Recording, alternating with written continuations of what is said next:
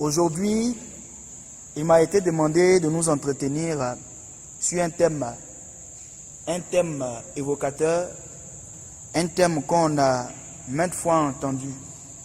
Et le Seigneur veut nous interpeller aujourd'hui pour nous amener à comprendre sa volonté, pour nous amener à comprendre ce qu'il veut de nous, ce qu'il attend de nous.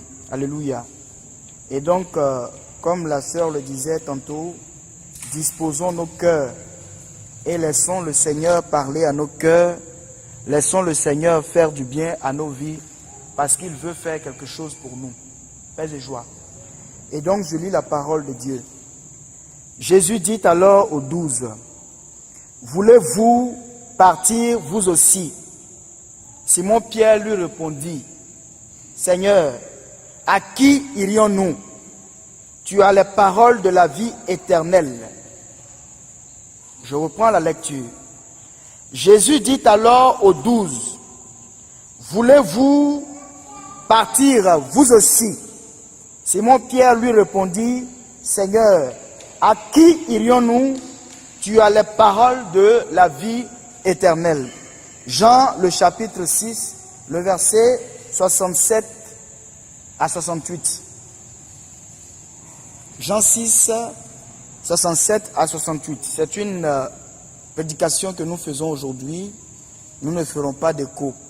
Alléluia. Voici la parole que nous venons d'entendre. Jésus pose une question à ses apôtres. Alléluia. Est-ce que vous aussi, vous voulez partir? Et Pierre va prendre la parole pour répondre à Jésus, pour lui dire, on va aller où? C'est toi qui as les paroles de la vie. Mais qu'est-ce qui s'est passé avant ce passage-là? Jésus était en train de parler à ses apôtres, mais à ses disciples. Les disciples sont différents des apôtres. Les apôtres sont les 12 qui ont été choisis, mais les disciples, c'est toute la troupe qui suivait Jésus partout. Les gens qui écoutent les enseignements de quelqu'un, les gens qui suivent quelqu'un, à un moment donné, ils deviennent des disciples. Et il y avait cette foule-là qui était constituée de tous ces disciples-là qui écoutaient Jésus. Jusque-là, ils entendaient Jésus parler. Jusque-là, ils voyaient Jésus agir. Jésus faisait de grandes choses et de bonnes choses. Pour eux, ils avaient trouvé l'essentiel pour eux. Et voilà que Jésus va sortir une parole qui sera, on ne peut plus déconcertante. Une parole qui va les bouleverser. Une parole qui va remettre en cause leur espérance, qui va venir remettre en cause leurs espoirs. Jésus va leur dire, en vérité, pour que vous ayez le salut, pour que vous ayez la vie, vous avez besoin de manger le corps et le sang du Fils de l'homme. Autrement, vous avez besoin de manger et de boire le sang de Jésus. Donc c'est Jésus qui parle. Les gens, ils sont déroutés. Jusque-là, Jésus dit de bonnes choses. Mais on dirait que Jésus commence à faire des divagations. Jésus commence à déraisonner. Jésus commence à devenir ridicule. Jusque-là, tu as dit de bonnes choses, on t'a suivi. Tu as multiplié le pain, on a mangé, c'était bien, c'était chic.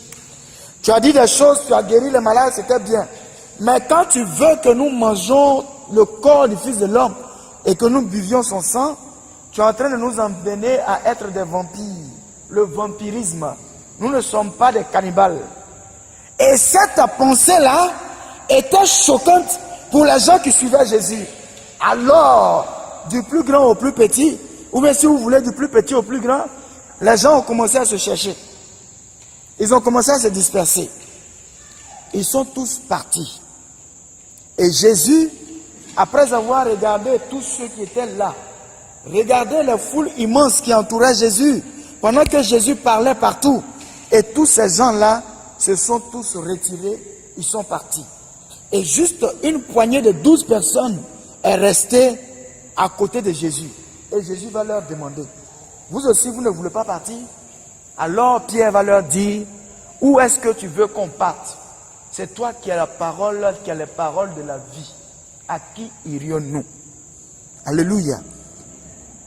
Aujourd'hui, nous sommes dans un monde désorienté.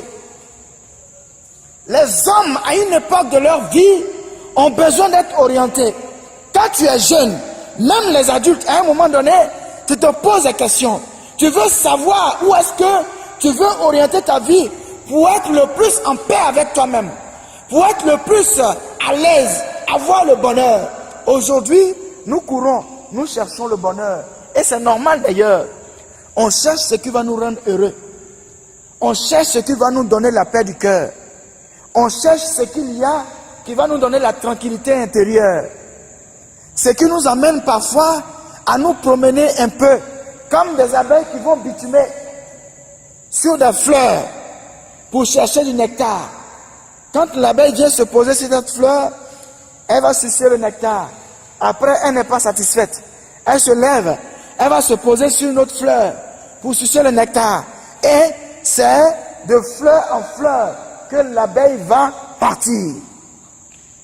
C'est ainsi pour la vie des hommes. Vous et moi, à un moment donné de notre vie, notre groupe est essentiellement constitué de jeunes. Les adultes ne sont pas nombreux. À un moment donné de notre vie en tant que jeunes, on veut avoir des repères. On se pose des questions. On veut partir de quelque chose pour mieux bâtir notre vie.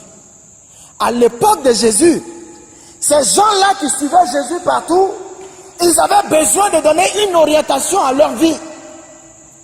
Ils voulaient trouver un chemin. Ils voulaient trouver la perfection. Ce qui allait donner un sens à leur vie. Une réalité à leur vie. Alors, ils ont trouvé en Jésus celui qui allait répondre à leurs attentes. Ils ont trouvé en Jésus celui qui répondait au mieux à leurs espérances. Et pourtant, Jésus allait les déconcerter. La parole de Dieu déroute, mes amis. La parole de Dieu est déconcertante. Tu viens à l'église tous les jours. Tu pries tous les jours. Et pourtant, il y a un seul jour où il y a comme un déclic dans ta vie.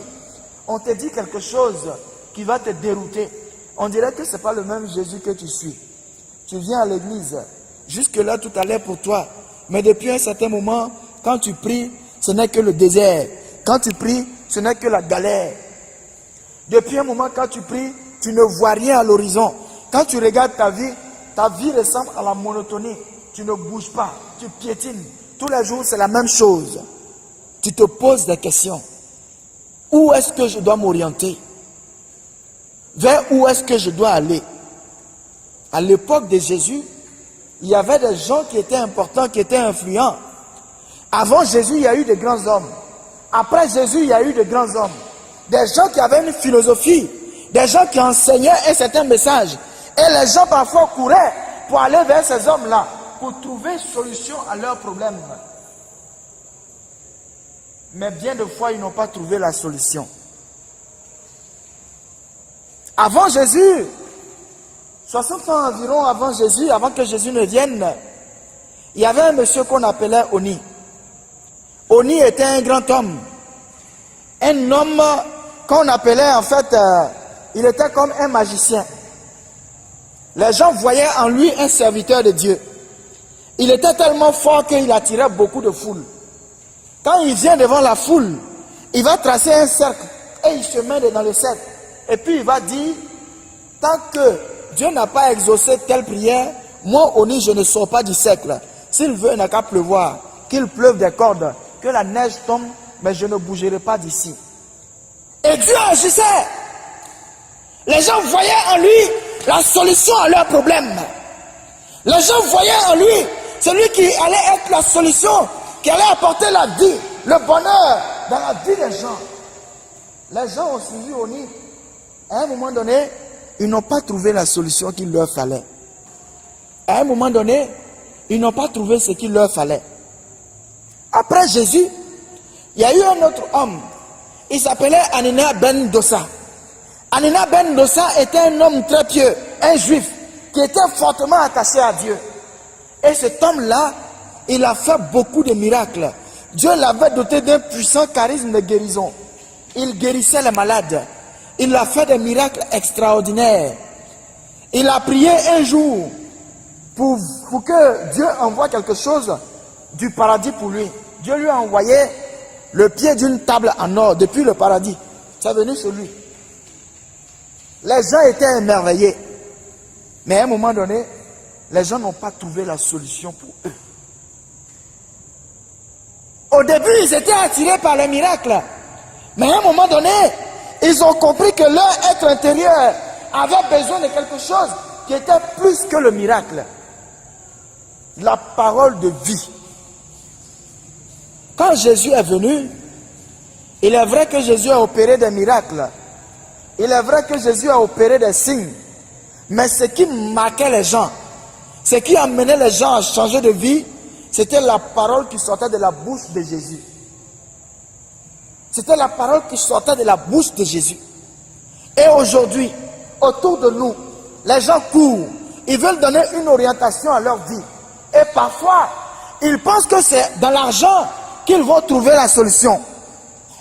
Une course effrénée après l'argent. Les gens courent pour trouver les moyens. Être riche, être heureux, avoir tout. Mais quand les gens ils ont fini d'avoir l'argent, ils sentent que dans leur cœur là, il y a quelque chose qui leur manque encore. L'argent n'a pas résolu leurs problèmes. Vous allez voir aujourd'hui des gens qui courent après des plaisirs. Les femmes, des garçons, excusez-moi, mais ils sont tout jusqu'à fatiguer. Pourquoi? Il ne faut pas leur en vouloir. Ils cherchent quelque chose. Ils pensent que c'est dans le plaisir charnel là qu'ils vont trouver le bonheur. Quand ils ont couru, ils ont fini de courir les jupons, ils ont fini d'aligner les filles là, ils ont trouvé qu'en fait, la vérité, ils n'ont pas trouvé le bonheur qu'il leur fallait. Ça peut être pareil pour les femmes qui courent après les hommes. Elles ont vu de toutes les couleurs, excusez-moi, elles ont vu de toutes les tailles, mais elles n'ont pas trouvé le bonheur. Il y a des gens qui pensent que c'est dans l'argent ou bien dans la nourriture qu'il y a le bonheur. Mais excusez-moi, quand on a mangé, on est heureux là. La nourriture ne rend pas heureux. Excusez-moi, quand on a fini de manger, on va chier. Demain matin, on va chier. La nourriture n'est pas restée. Quand tu as mangé, tu as cru que vraiment je suis dans le bonheur. À un moment donné, il y a une philosophie qui disait mangez et buvez. C'est ça la vie. Parce que demain, quand tu vas mourir, on va t'enterrer. Même quand tu as mangé, tu as bu. Ce que tu as mangé et puis tu as bu là, ça va sortir quelque part ailleurs. Tu n'as pas le bonheur qu'il te fallait. Les gens pensent que être heureux, c'est se marier. Donc il y a des gens qui ont couru après mariage, on dirait c'est concurrence. Quand ils ont couru, ils se sont mariés, ils ont voulu divorcer après. Parce qu'ils se sont rendus compte en fait que ce n'est pas dans le mariage qu'ils ont trouvé leur bonheur. D'autres ont cru que c'est en ayant des enfants qu'ils seront heureux. Mais quand ils ont eu des enfants, leurs enfants leur ont créé toutes sortes de problèmes. Ils ont eu du dégoût pour les enfants. Alléluia. Je ne dis pas qu'il n'y a pas le bonheur dans le mariage. Les gens courent après quelque chose. Mais vous allez vous rendre compte que tout ce après quoi on court ici-bas sur la terre ne procure jamais la satisfaction totale. Les gens, même quand ils sont riches, ils ont l'argent, ils continuent de chercher l'argent. C'est dû à quoi? Il y a une insatisfaction en eux. Il y a une soif en eux. Ils cherchent quelque chose. Je le dis souvent. Regardez parfois les jeunes autour de vous. Vous allez voir qu'il y a des gens qui ne sont même pas chrétiens. Ils ne sont pas catholiques. Ils ne croient pas en Dieu. Mais ils portent des quoi? Des chaînes, des portatifs ou bien de quoi? Oh, le mot m'échappe. Hein? Hein? Comment? Oui, voilà. Voilà. Ils ont des médailles ou bien des crucifix. Mais quand tu vas le voir en vérité, ils ne croient pas en Dieu. Mais ils se sentent comme attirés quelque part par les crucifix. Donc quand tu vois sa chaîne, c'est un crucifix ou bien c'est une médaille religieuse. Quand tu vas lui demander est-ce que tu crois en Dieu, il va te dire non, en fait, je ne crois pas en Dieu. Mais pourquoi tu portes ça? En fait, c'est chic, c'est fan quoi. Quand tu portes ça, ça fait fan, c'est génial. En réalité, son âme a soif de Dieu. Et aujourd'hui, c'est tout ce après quoi nous courons. Le bonheur.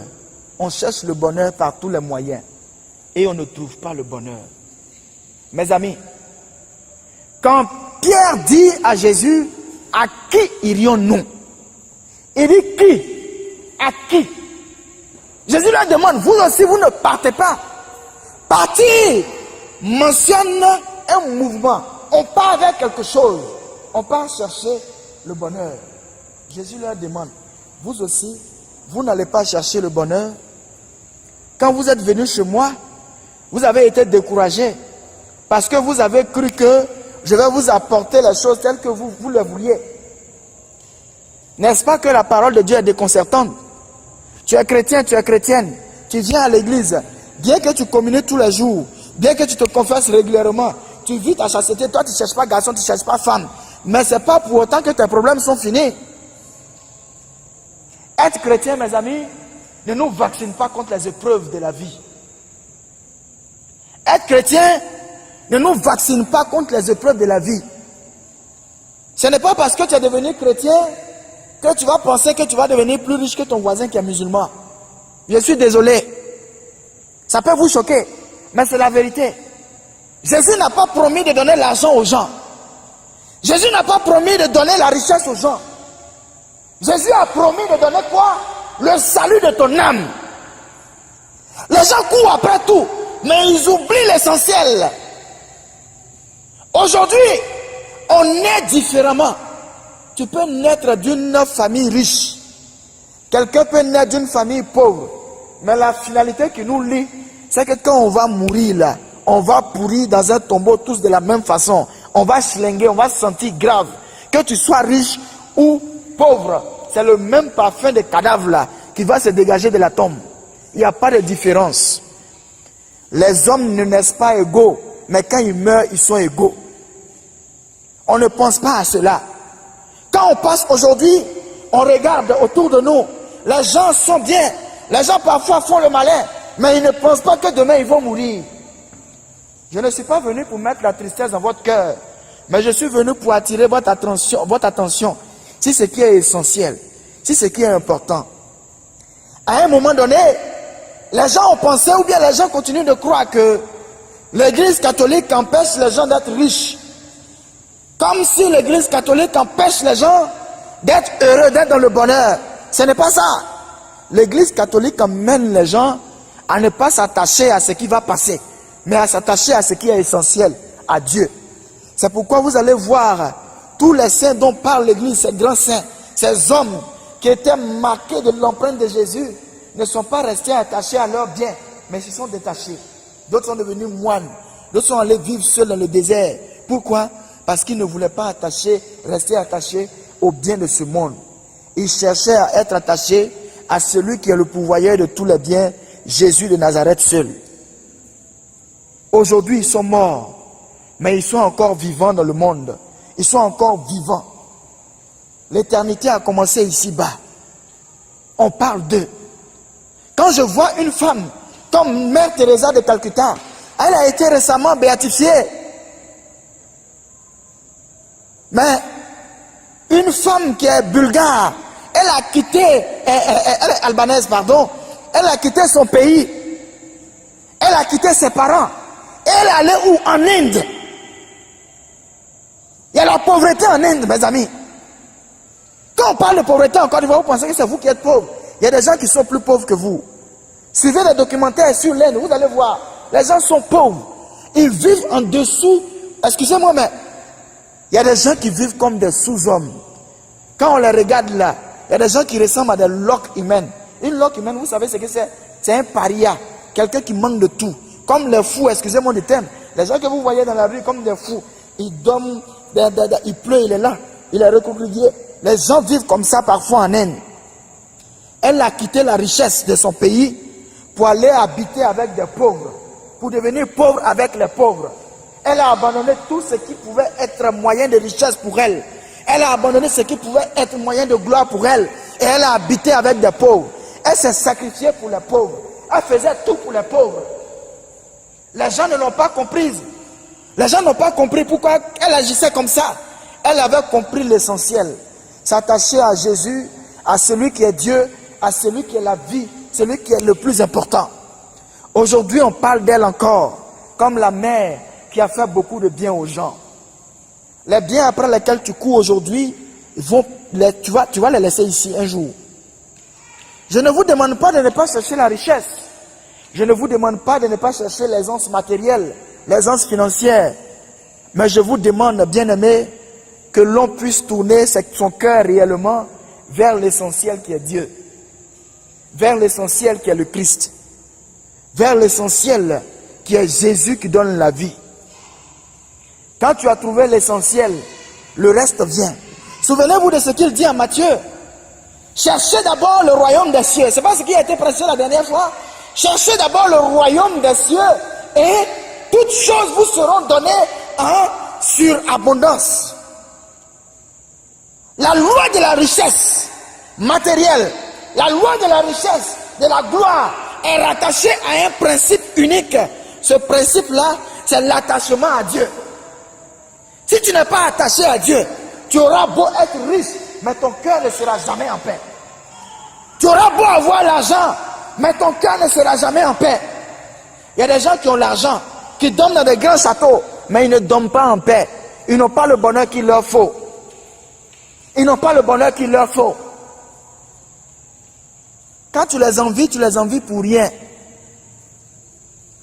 Tu les envies pour rien. Je n'ai rien contre personne. Je veux que mes frères et sœurs que vous êtes, que nous puissions acquérir la croissance spirituelle, comprendre que cette vie qui nous entoure là, elle va passer un jour. Qu'on le veuille ou non, la chose dont on est sûr, c'est qu'on va mourir demain.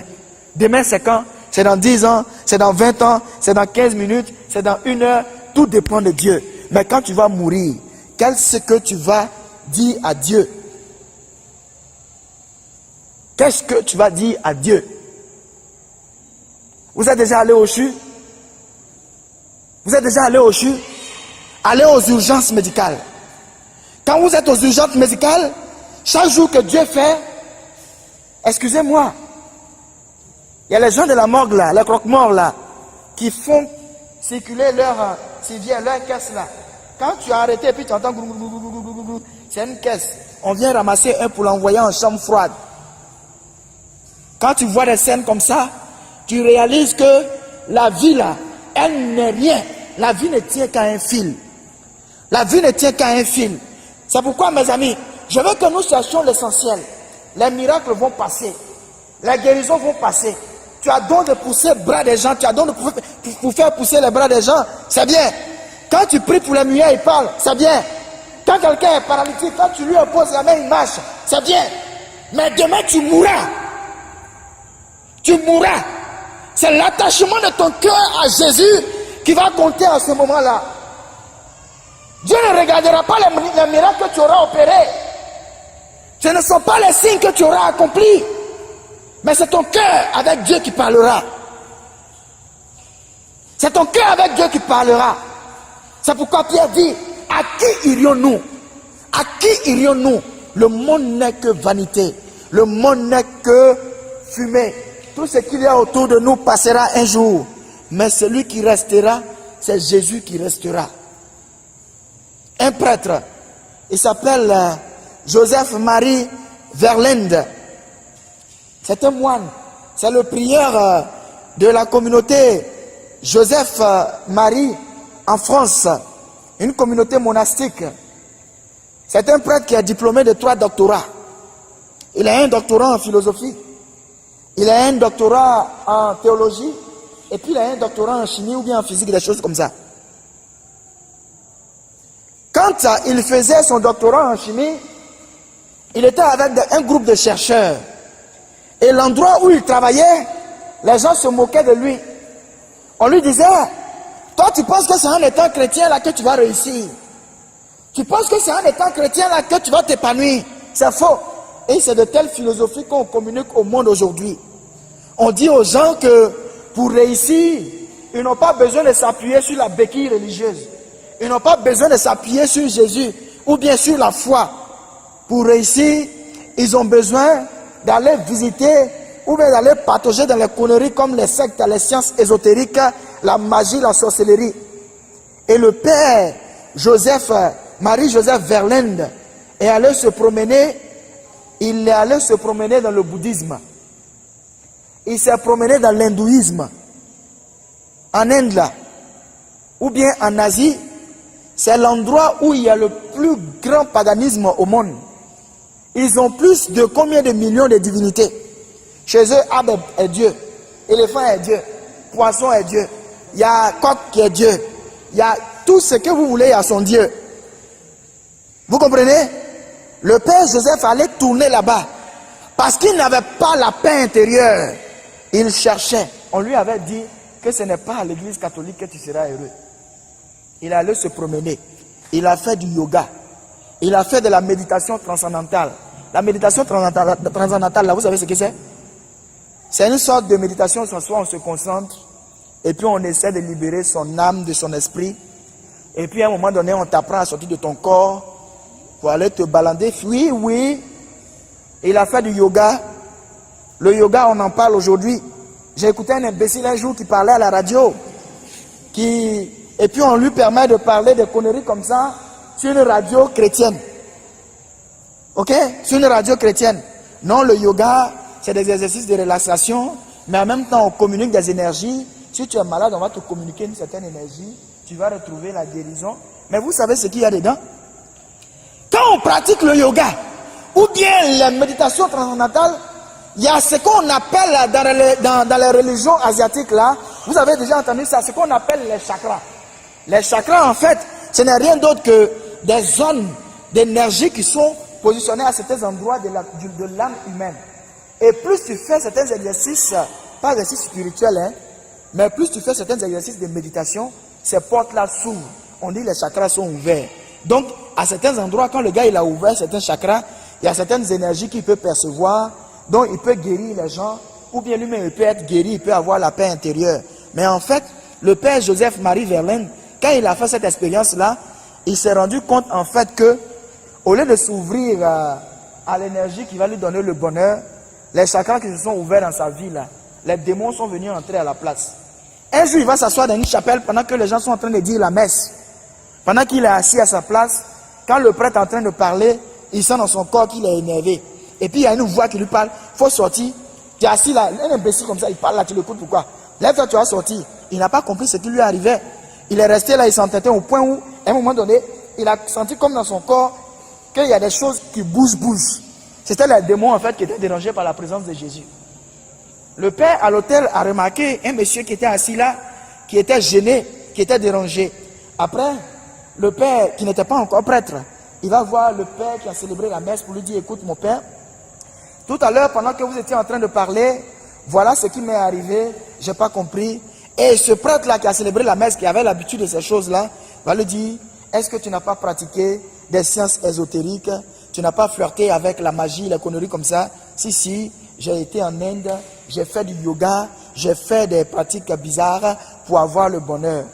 Le prêtre n'a même pas fait ça au nom de Jésus. Il lui a dit, il va devant le Saint-Sacrement. Il a touché, il a prié un peu pour lui. Ces démons ont frayé bien. Et puis le gars a senti une paix intérieure qu'il n'avait jamais expérimentée. Il a senti en lui un bonheur total. Son gourou là, il s'appelle Joseph-Marie Verlaine, ce gars dont je parle. Si vous voulez, il a écrit un livre. Vous pouvez chercher à le lire. Il est très profond. Pour vous dire qu'aujourd'hui, le monde propose la magie. Le monde propose les sciences ésotériques. Le monde... Mon temps, c'est ça. Non. Alors, je ne vais pas prier pour quelqu'un aujourd'hui. Je vais prêcher. Si le l'heure, vous me dites. Ok? Pas de joie. On ne prie pas pour quelqu'un aujourd'hui, c'est bon? Ça peut aller? Hein? On propose aujourd'hui les sciences ésotériques aux gens. Quand vous passez là, la Rose-Croix et Kanka, il ne se cache plus maintenant. Hein? Quand vous allez sur la scène, vous voyez un grand rassemblement de la Rose-Croix ou bien un grand rassemblement des Kanka à tel endroit. Ça dit que Jésus est en train d'agir. Les cercles là sont en train de se vider un peu. Donc ils sont en train de chercher des membres. On propose aux gens que pour devenir grand, il faut flirter avec la franc-maçonnerie, la sorcellerie, il faut faire la magie, les conneries comme ça. Je vais vous dire une chose. Les gens qui flirtent avec les sciences occultes là, ils ne vivent pas longtemps. Si, ils ne vivent pas longtemps. Je dis, je suis jeune, je ne suis pas âgé, hein, mais Dieu m'a permis de voir beaucoup de choses. Il y a les gens qui pratiquent les comiens, chez les Tagbana on appelle ça Hoyou. Il n'y a pas de Tagbana ici, je ne sais pas. Voilà, on appelle ça Hoyou. Ça dit quoi? Hola. C'est gazelle ou bien biche. Ça dit tête de biche. C'est-à-dire, ces têtes de biche, on va prendre, on va mettre les coris dessus, on va faire une incantation à un démon parfois qu'on appelle un tien. Hein? Si. Je sais de quoi je parle. Qu'on appelle un tien, la connerie comme ça là. Donc, quand il est ton parrain, maintenant lui, il te donne des visions ou bien des révélations. Mais j'ai remarqué que depuis que j'étais à l'intercession à Katola, quand j'ai regardé la vie de tous ceux qui avaient pratiqué les conneries comme ça là, ils sont morts brutalement de façon sauvage et puis bête. Le gars, il prend une maladie bête comme ça et puis il tombe, il meurt un jour. Si. On va vous proposer des choses comme ça. Je vous en prie, faites attention où vous mettez les pieds. Chacun est libre de faire ce qu'il a envie de faire. Mais sachez que quand vous mourrez demain, vous rendrez compte à Dieu. Vous rendrez compte à Dieu. Acte 4, le verset 12 nous dit qu'en dehors de Jésus, il n'y a point de salut. Il n'y a pas de salut. Ce prêtre-là, aujourd'hui, qui est moine, qui est père prieur, il s'est promené dans le monde entier pour chercher le bonheur. Il n'a pas trouvé le bonheur. C'est en Jésus seul qu'il a trouvé le bonheur. C'est en Jésus seul qu'il a trouvé le bonheur. Les gens lui ont dit qu'il faut faire des exercices. Et j'ai vu une scène qui m'a fait rire. Une scène de yoga. On dit pour faire des exercices, il faut souffrir beaucoup. Quand tu souffres, plus tu souffres, tu vas acquérir le bonheur. Dolorisme. Ça existe. Il y a ce qu'on appelle le dolorisme. C'est-à-dire que les gens qui pensent qu'en souffrant, ils vont acquérir la paix ou bien le bonheur. C'est faux. Donc tu vois le gars, il s'assoit, il prend son pied là, il soulève ça, il vient mettre ça dans son cou. Ça tire, ça fait mal, hein. Mais on lui dit non, courage. Plus tu vas souffrir, plus tu vas avoir le bonheur. Mais c'est faux. Quand Jésus est venu là, il a annoncé quoi? Il n'a pas demandé aux gens de faire des exercices. Il a simplement dit aux gens de croire. Aujourd'hui, le monde a des difficultés pour croire. Nous avons du mal à croire. Il faut croire simplement en ce que Jésus dit. En dehors de lui, il n'y a point de salut. Le monde dans lequel nous vivons va passer. Mais ce qui ne passera pas, c'est Dieu qui ne passera pas. C'est ton âme attachée à Dieu qui ne passera pas. Ton corps certainement mourra, il sera pourri. Mais ton âme restera toujours attachée à Dieu parce que tu es son enfant. C'est en Dieu qu'il y a le bonheur. Padre Pio, il est récent, on parle de lui. Il est resté attaché à Dieu. Il y avait le bonheur dans sa vie, le bonheur total. Padre Pio est mort. 40 ans après sa mort, on allait déterrer son corps. Il n'a même pas pourri d'un seul poil. Il est resté intact. Tellement il était attaché à Dieu. Son intimité a fait que Dieu, comme Dieu a dit là, mon serviteur ne connaîtra pas la corruption. Il ne va jamais pourrir. Il a servi Dieu. Et son âme est restée intacte. Son âme est restée intacte au point où son corps même est resté intact. Mes amis, Pierre dit, à qui irions-nous? Le Seigneur te demande aujourd'hui, toi aussi tu veux partir? Tu veux aller chercher ton bonheur ailleurs? Chez les féticheurs, chez les marabouts, chez les gens occultes, tu es libre de partir, mais il n'y a pas la vie là-bas. La vie se retrouve en un seul endroit, à l'église. La vie se retrouve en Jésus seul. En dehors de lui, il n'y a point de vie. Alléluia. Est-ce que quelqu'un comprend ce que j'ai dit aujourd'hui? Quelqu'un comprend ce que j'ai dit? Excusez-moi, peut-être que ça vous a choqué. Les histoires de mort. Je ne suis pas venu pour ternir un peu votre joie. Mais je veux que vous réalisiez que un jour, ça sera votre tour. Vous comprenez? On dit un jour quelqu'un est rentré dans un cimetière. Quand il est rentré, il a vu les tombes, il a commencé à rire. Les gars, ils sont morts. Hein. Et à lui là, on a mis des menottes sur sa mort, sur sa tombe même. C'est que lui là, certainement, c'était un prisonnier. Et puis il rit.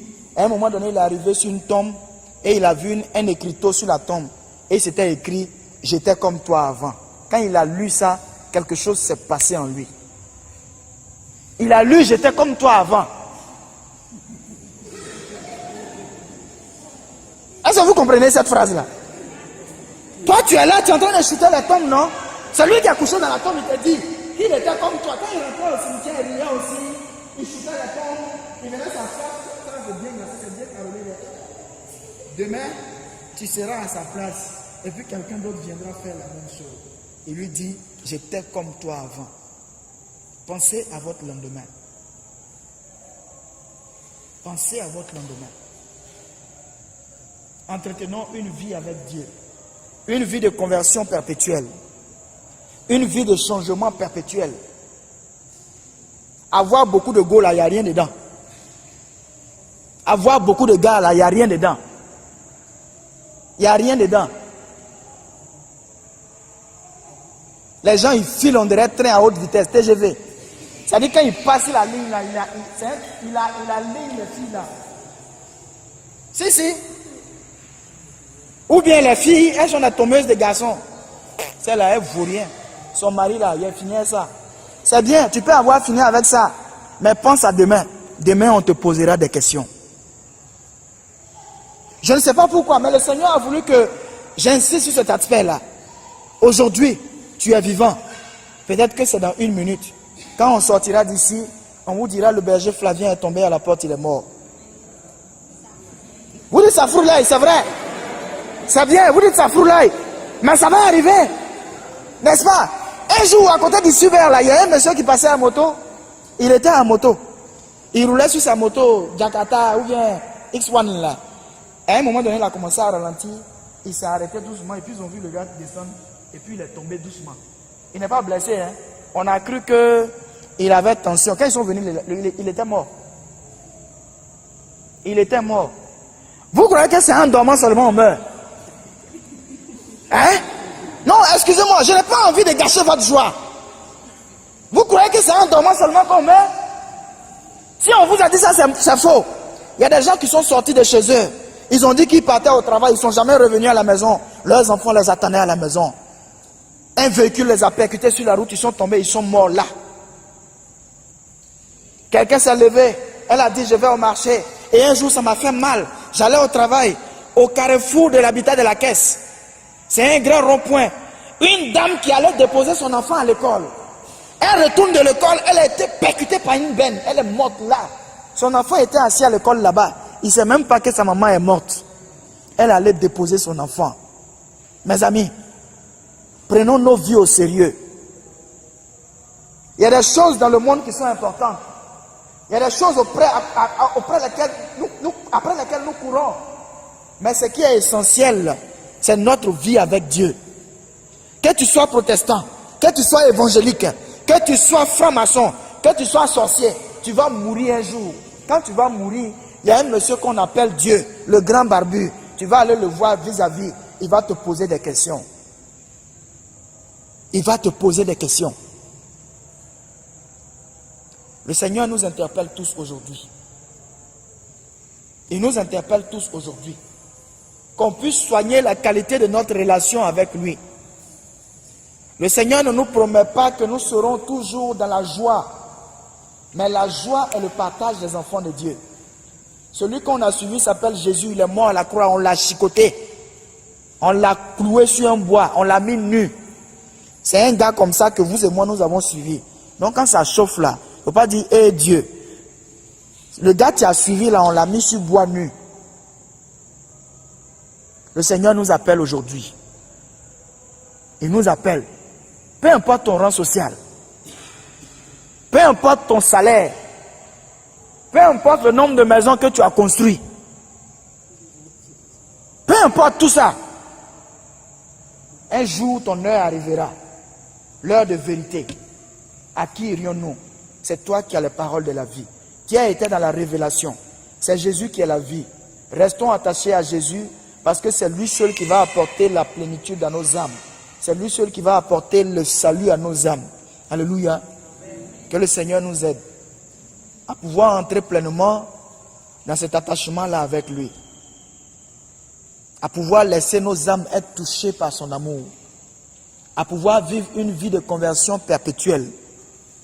À pouvoir reconnaître que nous avons mal fait, que nous ne sommes pas supérieurs aux autres. À reconnaître nos torts quand nous avons péché et à lui demander pardon.